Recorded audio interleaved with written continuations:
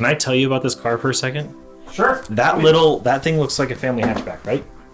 No, it's got the big air scoop in front of the back tire. The reason it has that big air scoop is because they decided to put a V6 in it. Normally that has a tiny, tiny engine in the front. Why do they need an air intake by the rear tires? Oh, because the V6 is in the back seat. I had this car on Project Gotham. Forza maybe? 4. Forza 4? Okay. Yeah.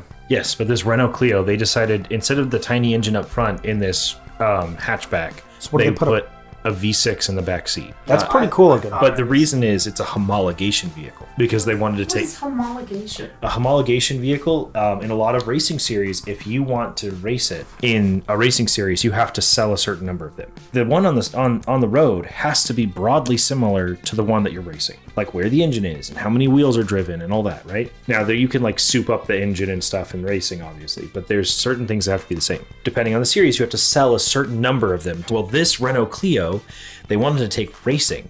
The best way to get better weight balance is to actually make the engine a lot bigger and put it behind the driver. Then we get more power. We have way more traction over the rear wheels. And we have to completely redesign everything. And then they ended up just selling them and they were fairly popular. It's just a really cool car. Homologation cars are hands down the coolest cars you can find.